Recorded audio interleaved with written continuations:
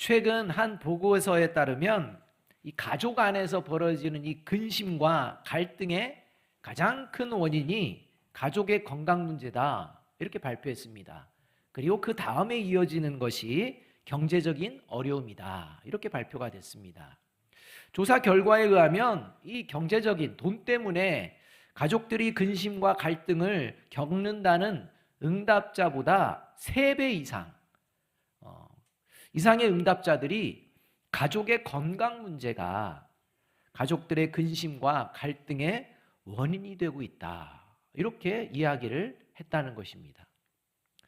그만큼 건강의 문제를 아주 중요하게 생각하는 것입니다. 그래서 그런지 예전에 우리가 흔히 하는 얘기가 이런 것 때문에 나온 것 같습니다. 김병에 효자 없다. 그만큼 힘들다는 겁니다. 그런데 여러분, 육신이 건강한 것 때문에 오히려 사회를 오염시키는 범죄를 저지르는 일도 벌어집니다.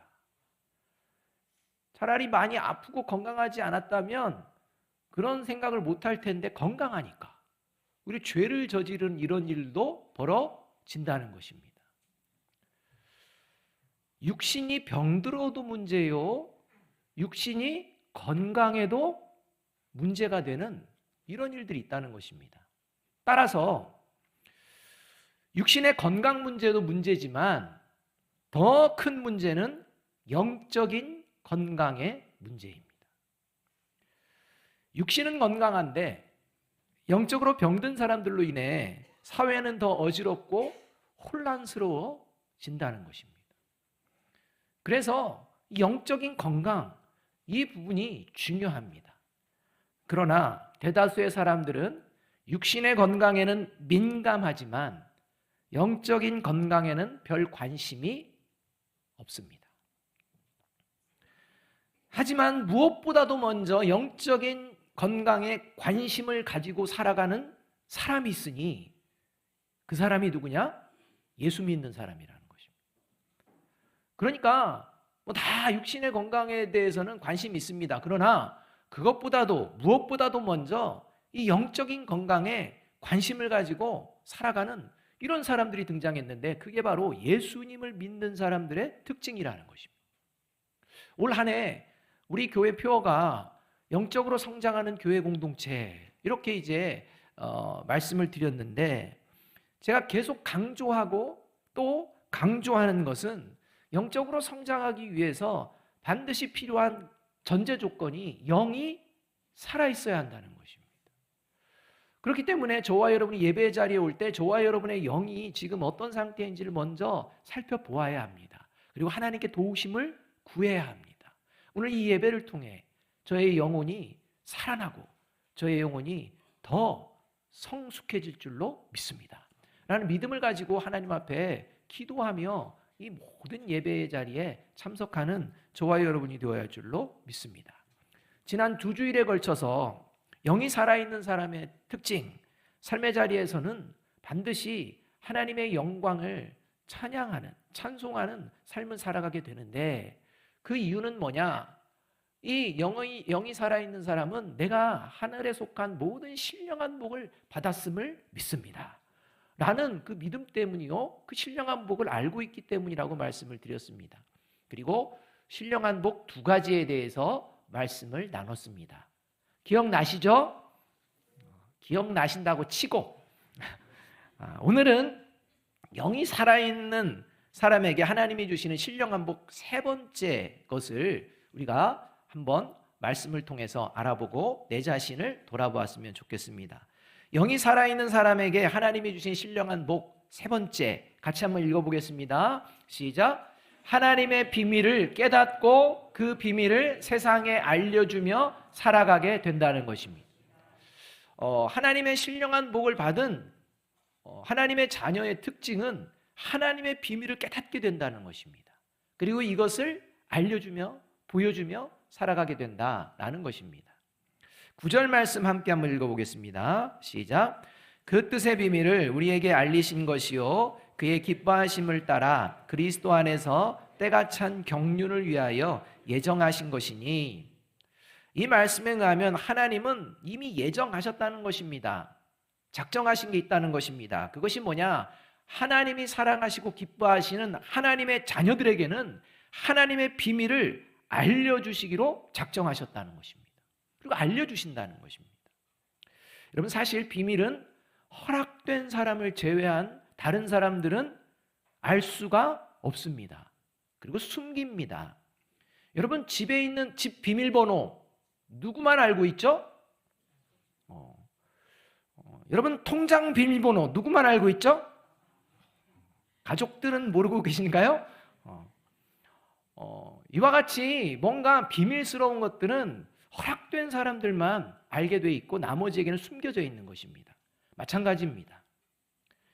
하나님의 비밀도 하나님이 허락한 사람만이 알 수 있습니다. 그래서 골로새서 1장 26절은 하나님의 비밀과 관련하여서 이렇게 말씀하고 있습니다. 이 비밀은 만세와 만대로부터 감추어졌던 것인데 이제는 그의 성도들에게 나타났고, 이렇게 말씀합니다. 그리고 예수님은 또 이 하나님의 비밀과 관련돼서 이렇게 마가복음에서 말씀합니다. 마가복음 4장 11절과 12절 말씀입니다. 이르시되 하나님 나라의 비밀을 너희에게는 주었으나 외인에게는 모든 것을 비유로 하나니 이는 그들로 보기는 보아도 알지 못하며 듣기는 들어도 깨닫지 못하게 하여 돌이켜 죄사함을 얻지 못하게 하려 함이라 하시고. 예수님의 이 말씀은 하나님의 비밀을 깨달을 수 있는 사람은 오직 예수님을 믿는 사람만이 깨달을 수 있다는 말씀입니다.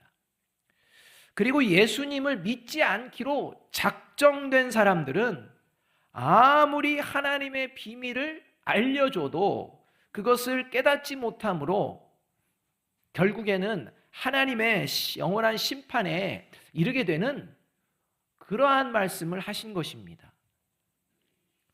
예를 들면 예수님을 믿는 사람은 누구든지 천국에 갈 수 있고 예수님을 믿지 않는 사람은 누구나 예외 없이 지옥에 가게 됩니다. 믿으십니까? 이런 말을 하면 이것을 듣는 사람들 중에 끝까지 이 말을 믿지 않는 사람들이 있다는 것입니다. 그 이유가 바로 예수님을 믿는 것이 가장 큰 복이라는 것을 결코 깨닫지 못하기 때문입니다. 이게 하나님의 비밀이라는 겁니다. 그러니까 아무리 예수님을 믿으면 천국에 가고 예수를 믿지 않으면 누구든지 예외 없이 지옥에 갑니다. 하나님의 비밀입니다. 이 비밀을 예수님 믿는 사람들이 알아서 이것을 믿지 않는 사람들에게 막 이야기를 하는데 그 사람들 중에 구원받기로 작정된 사람 외에는 그 말을 끝까지 믿지 않는 것입니다. 모르기 때문입니다. 얼마나 큰 복인지를 깨닫지를 못합니다. 그래서 결국에는 인생이 망하게 되는 이런 일이 벌어진다는 것입니다. 따라서 하나님의 비밀을 깨닫는 것이 가장 큰 복인 이유는 그것이야말로 구원을 받았다는 증거요, 영원한 하나님의 나라 천국에 들어가는 확실한 증거가 되기 때문입니다. 자, 그렇다면 영이 살아있어서 하나님의 비밀을 깨닫게 되는 것은 구체적으로 어떤 것을 말하는 걸까요? 자, 저와 여러분이 지금 하나님의 비밀을 깨달으면서 살아가고 있을까요? 아니면 그렇지 못할까요? 어떻게 알 수가 있을까요? 알 수 있는 방법이 있다라고 오늘 말씀을 하고 있습니다. 첫째로 하나님의 비밀을 깨닫게 된다는 것은 같이 한번 읽어봅니다. 시작. 하나님이 주시는 지혜와 총명을 가지고 삶을 살아가는 것을 말합니다. 자, 하나님의 비밀을 깨닫게 된 사람은요, 지혜와 총명을 가지고 살아가는데 하나님이 주시는 지혜와 총명을 가지고 살아갑니다. 저와 여러분이 무엇을 가지고 살아가고 있는지 한번 살펴보아야 합니다. 8절과 9절 상반절 말씀 함께 한번 읽어보겠습니다. 시작. 이는 그가 모든 지혜와 총명을 우리에게 넘치게 하사 그 뜻의 비밀을 우리에게 알리신 것이요. 이 말씀에 의하면 하나님은 하나님의 자녀들에게 모든 지혜와 총명을 풍성하게 주셔서 하나님의 비밀을 깨닫게 하여 주신다는 그런 말씀입니다. 이 세상을 살아가는 모든 사람들은 각자 나름대로의 지혜와 총명을 가지고 살아갑니다. 지혜와 총명이 없는 사람은 한 사람도 없습니다. 그래서 각자 나름대로의 지혜와 총명을 가지고 살아갑니다. 그러나 하나님은 이 사람들의 지혜와 이 총명을 두 가지로 구분하시며 이렇게 말씀합니다. 대표적인 말씀이 고린도전서 2장 7절 상반절과 8절 상반절 말씀입니다. 함께 한번 읽어보겠습니다. 시작. 우리는 비밀로 감추어져 있는 하나님의 지혜를 말합니다. 이 세상 통치자들 가운데는 이 지혜를 아는 사람이 하나도 없습니다. 이렇게 말씀합니다. 여러분, 세상을 통치하는 사람들에게는 세상을 통치할 만한 지혜와 총명이 있습니다. 여러분, 세상을 통치할 만한 지혜와 총명이 없는데 어떻게 세상을 통치할 수가 있겠습니까? 그래서 세상을 통치한다는 것은 그만큼 지혜와 총명을 가지고 있다는 것입니다. 그런데 제 아무리 세상을 통치할 만한 지혜와 총명이 있을지라도 예수님을 믿지 않는 사람은 하나님의 지혜와 총명이 전혀 없다는 것입니다. 지금 이 말씀을 하고 계십니다. 그리고 고린도전서 1장 19절에서는 세상이 주는 지혜와 총명의 마지막, 그 지혜와 총명을 의지하는 자의 마지막은 어떻게 되는지를 말씀해 주시는데 이렇게 말씀합니다.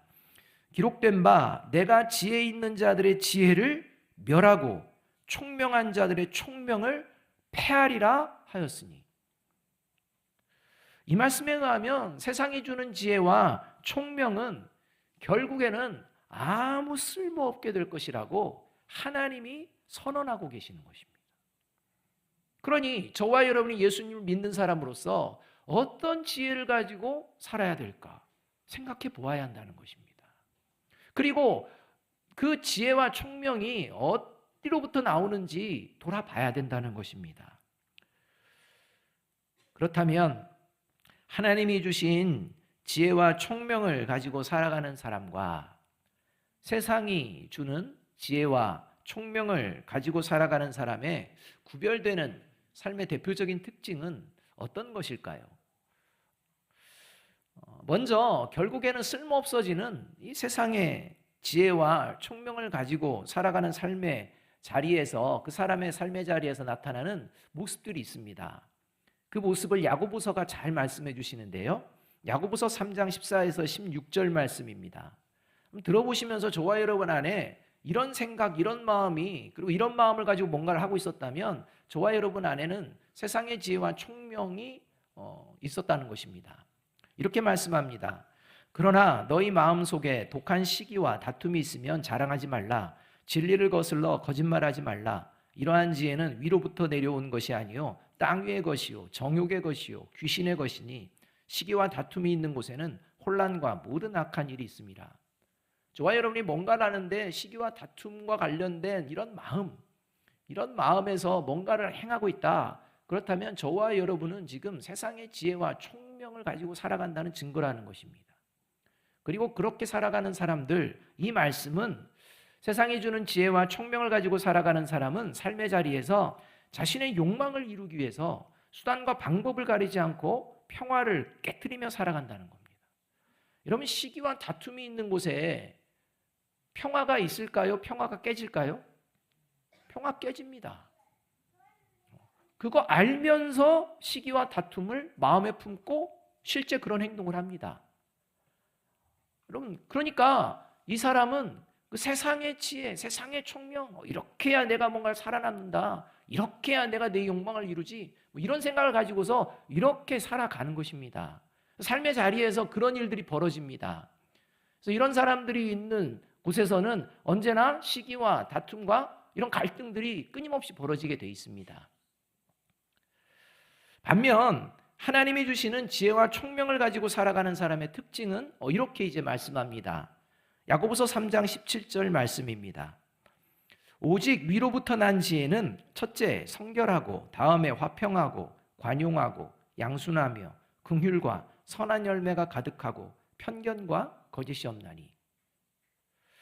이 말씀은 하나님이 주시는 지혜와 총명을 가지고 살아가는 사람은 그 마음에 편견과 거짓을 멀리하면서 선한 방법으로 평화를 추구하며 살아간다는 것입니다.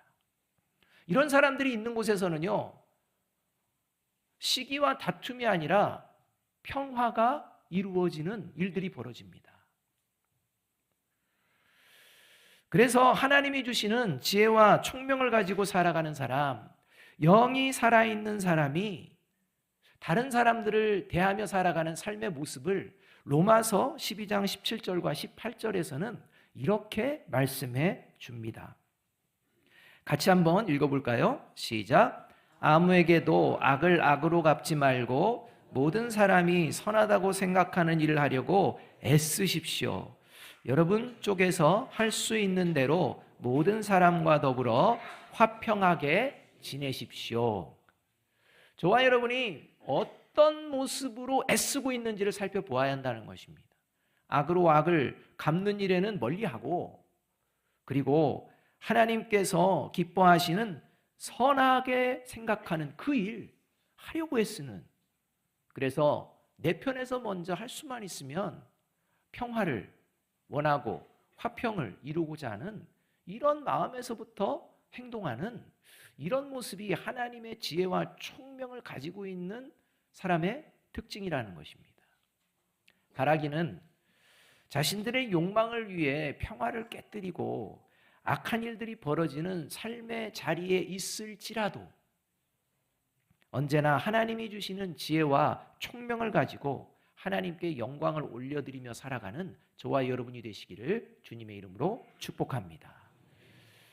이게 하나님의 비밀을 깨달은 사람의 삶의 모습이라는 겁니다. 둘째로 하나님의 비밀을 깨닫게 된다는 것은 뭘 얘기하느냐? 같이 한번 읽어봅니다. 시작. 교회 공동체의 하나됨을 힘써 지키며 살아가는 것을 말합니다. 하나님이 주신 지혜와 총명을 가진 사람들이 모이는 공동체, 그곳이 바로 교회 공동체입니다. 따라서 내가 하나님이 주신 지혜와 총명을 가지고 잘 살아가고 있는지 아닌지 가장 잘 점검할 수 있는 방법, 그 방법은 내가 교회 공동체 안에서 어떻게 행동하고 있는가, 이걸 살펴보면 됩니다. 다른 사람이 어떻게 행동하는가, 그건 관심 안 가지셔도 됩니다. 내가 교회 공동체 안에서 어떻게 행동하며 살아가고 있는가, 이걸 보면 정확하게 알 수가 있다는 것입니다. 10절 말씀을 새번역 성경으로 함께 한번 읽어보겠습니다. 같이 읽습니다. 시작. 하나님의 계획은 때가 차면 하늘과 땅에 있는 모든 것을 그리스도 안에서 그분을 머리로 하여 통일시키는 것입니다. 이 말씀에 의하면 때가 되면 예수 그리스도 안에서 예수님을 머리로 하여서 하나가 되는 일이 이게 벌어진다는 것입니다.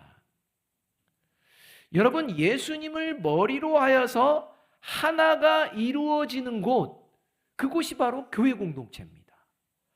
세상 공동체는요, 예수님을 머리로 두지 않습니다. 그러나 교회 공동체는 예수님을 머리로 하고 통일되는, 하나가 되는 일이 벌어진다는 것입니다. 이게 하나님의 비밀이라는 겁니다. 그리고 여기서 오늘 본문에 나오는 하나가 된다는 것, 통일된다는 건 유대인과 이방인이 예수 그리스도 안에서 하나가 된다는 것을 뜻합니다. 그래서 사도 바울은 이것을 자신이 깨달은 하나님의 비밀이다, 이 비밀을 깨달았는데 너희들도 이것을 듣고 이것을 꼭 기억해라 라고 하며 에베소서 3장 3절 상반절과 6절에서 이렇게 선언하고 있는 것입니다. 이렇게 선언합니다. 하나님께서는 나에게 그 비밀을 계시로 알려주셨습니다. 그 비밀의 내용인즉 이방 사람들이 복음을 통하여 그리스도 예수 안에서 유대 사람들과 공동 상속자가 되고 함께 한 몸이 되고 약속을 함께 가지는 자가 되는 것입니다. 이렇게 선언합니다. 그런데 여러분, 여기서 유대인과 이방인이 예수님 안에서 하나가 된다는 건 단순히 유대인과 이방인이 예수님을 믿게 되었다 이런 의미가 아닙니다. 단순히 유대인이 예수님 믿고 이방인이 예수님 믿어서 교회 공동체에서 함께하게 되었다 이 말이 아닙니다. 유대인과 이방인이 예수님 안에서 하나가 되었다는 본질적인 의미가 있는데 그 의미는 뭐냐? 서로 반목하고 원수와 같았던 사이가 예수님을 믿음으로 말미암아 하나가 되고 화목을 이루는 사이가 되었다 이 말입니다. 그러니까 유대민족인이냐 이방인이냐 이게 본질이 아니라 서로 간에 반목하고 원수 사이였던 존재들이 예수님을 믿고 나니까 하나가 되고 화목하게 되는 일이 벌어졌다. 이게 하나님의 비밀을 깨달은 자들에게 벌어지는 일이라는 것입니다. 그래서 에베소서 2장 14절과 16절이 이제 이렇게 말씀하고 있습니다. 그리스도는 우리의 평화이십니다. 그리스도께서는 유대 사람과 이방 사람이 양쪽으로 갈라져 있는 것을 하나로 만드신 분이십니다. 그분은 유대 사람과 이방 사람 사이를 가르는 담을 자기 몸으로 허무셔서 원수된 것을 없애시고 원수된 것을 십자가로 소멸하시고 이 둘을 한 몸으로 만드셔서 하나님과 화해시키셨습니다. 이렇게 말하는 겁니다. 따라서 하나님의 비밀을 깨닫고 살아가는 사람은 반드시 교회 공동체의 화목, 교회 공동체의 하나됨을 지켜내려고 힘쓰며 살아가게 되어 있습니다. 왜입니까? 그게 하나님의 비밀이기 때문입니다. 그 하나님의 비밀을 알기에 그 하나님의 비밀을 가지고서 살아가기 때문에 교회 공동체의 화목과 교회 공동체의 하나됨을 힘써 지키려고 한다는 것입니다. 그래서 에베소서 사도 바울은 에베소서 4장 1절과 3절에서 이렇게 말씀하고 있는 것입니다. 함께 읽어봅니다. 시작. 그러므로 주 안에서 갇힌 내가 너희를 권하노니 너희가 부르심을 받은 일에 합당하게 행하여 평안에 매는 줄로 성령이 하나 되게 하신 것을 힘써 지키라. 하나님의 비밀을 깨닫는 사람은 이 말에 아멘. 하나님의 비밀을 도저히 깨닫지 못하는 사람은 이것을 이해하지 못한다는 것입니다. 따라서 하나님의 비밀을 깨달은 성도들이 모이는 교회 공동체 안에서는요, 화목과 하나됨을 깨트리는 대표적인 특징인 성도 간의 차별이나 편가르는 일이 점점 사라지게 됩니다. 그리고 성도 간의 이런 차별과 편가르는 일을 도모하는 자들의 영향력은 점점 줄어들게 되어 있습니다. 그러니까 하나님의 비밀을 깨달은 하나님의 지혜와 총명을 가지고 살아가는 성도들의 교회 공동체 안에서는 시간이 갈수록 차별이 점점 사라집니다. 편가르는 일이 점점 없어집니다. 그것을 도모하는 자들의 영향력은 점점 줄어듭니다. 근데 문제는 이게 보여지는 차별과 보여지는 편가름이라면 차라리 이야기를 해줄 수 있는데 은근한 차별과 은근한 편가름이 있다는 것입니다. 우리 스스로도 절대 나는 차별하지 않아, 나는 편가르지 않아 라고 하는데 마음 깊숙한 곳에 은근한 차별과 은근한 편가름이 있다는 것입니다. 어떻게 하면 알 수 있느냐? 새로운 가족이 등록했을 때 그 새 가족이 기존에 있는 성도들과 잘 어울리고 잘 적응하고 섞이느냐 아니면 겉도느냐 이걸 보면 압니다. 그러니까 저와 여러분이 차별을 하고 편가르는 거 나는 없어 그런 생각하는데요. 잘 보시기 바랍니다. 새로 오신 분들, 이제 잘 모르시는 분들, 그들이 내가 그와 함께 잘 섞이고 잘 그들이 적응할 수 있도록 여러분들이 돕고 계시는지 아니면 그냥 은근히 그냥 친한 분들하고만 같이 하고 있는지. 여러분 이것은 하나님이 주시는 지혜와 총명을 가진 사람의 모습이 아닙니다. 따라서 저와 여러분 안에 이 모습이 있다면 이것은 세상의 지혜와 총명입니다. 자기들끼리, 좋은 사람들끼리.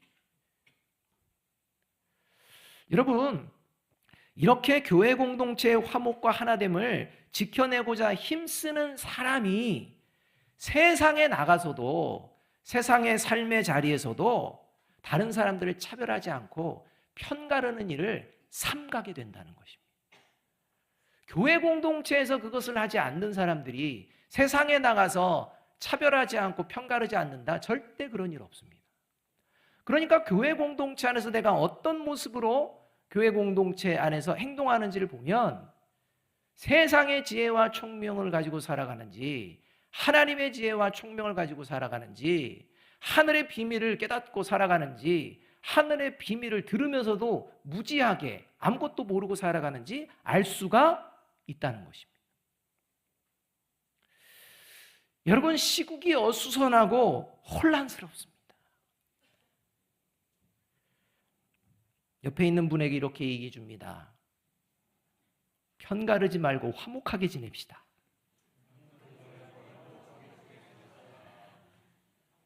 여러분, 성도와 교회 공동체는 시국이 어지럽고 어수선하고 혼란할수록 더욱 하나님의 지혜와 총명을 가지고 살아야 될 줄로 믿습니다.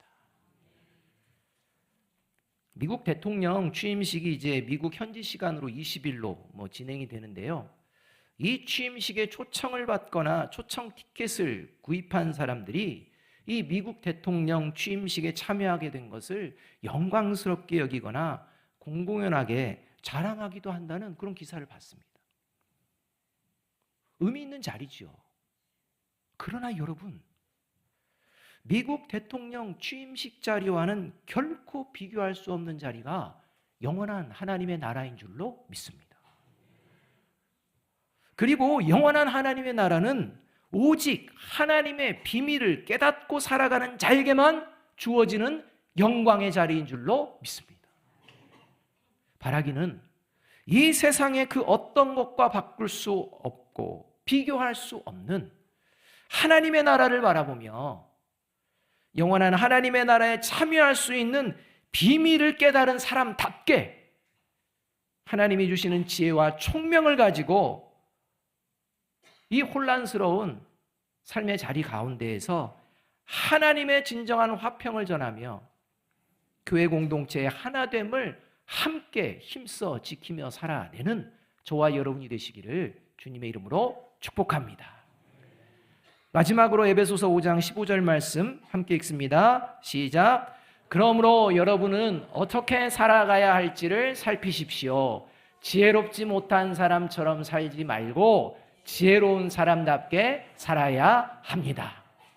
오늘부터 하나님이 주신 지혜와 총명으로 가정에서나 일터에서나 또 우리 교회 공동체 안에서 하나님의 영광을 드러내며 사시는 저와 여러분이 되기를 주님의 이름으로 축복합니다. 기도하겠습니다.